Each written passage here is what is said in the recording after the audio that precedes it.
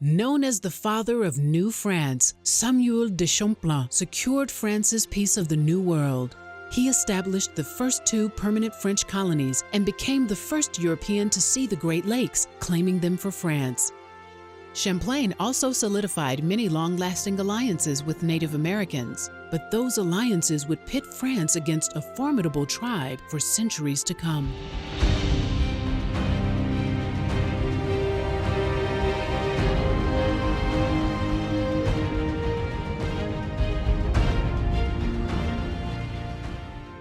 Born to a family of mariners around 1570 in a French harbor town, Champlain learned how to navigate and make nautical charts and maps.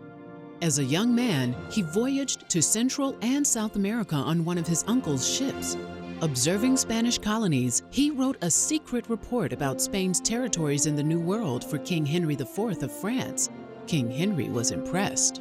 In 1603, King Henry chose Champlain to lead a scouting expedition for potential colonization sites in Canada. After 2 years of studying and mapping the region, Champlain selected a site on the peninsula of Nova Scotia for settlement. There, he founded Port Royal, France's first North American colony. A gifted leader, Champlain initiated the Order of Good Cheer.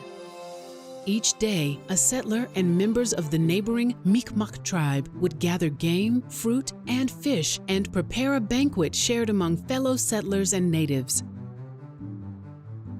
Determined to settle more of Canada, Champlain sailed north. Guided by the Montagnais and Algonquian tribes, he explored the vast St. Lawrence River until he reached another optimal site. In 1608, Champlain established Quebec City, New France's second permanent colony. He had satisfied King Henry's demand for French settlements, but Champlain didn't stop exploring. He journeyed onward, discovering more of North America. First, Champlain sailed along the east coast from Nova Scotia to Cape Cod, mapping the entire course. Next, he headed west, where he met many tribes of the St. Lawrence Valley. They agreed to guide him deeper inland into present-day Vermont and New York State. In turn, Champlain consented to help them fight the Iroquois, their enemy tribe. While on an excursion to map the lake that would become his namesake, Lake Champlain, a group of Iroquois ambushed him and his native companions. Champlain killed 2 of the Iroquois chiefs in the ensuing battle. The Iroquois fled, but the French became their enemies for many years to come.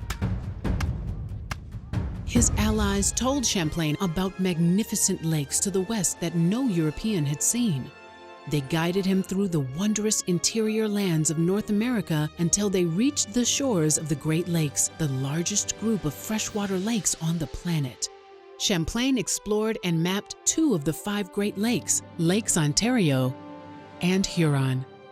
He implicitly understood their importance. They were navigable waterways that would link the treasures of the North American interior to the Atlantic Ocean, and thus to Europe. Champlain's accurate maps to the Great Lakes indeed opened the interior of North America for future exploration and trade. Beginning in 1620, Champlain devoted his life to administering the colonies until his death in 1635. Under his leadership, the French colonies in the New World succeeded for more than a century. But during the French and Indian War, the enemy Iroquois joined British forces. Together, they vanquished the French, who lost most of those Canadian colonies that Champlain had worked so hard to establish.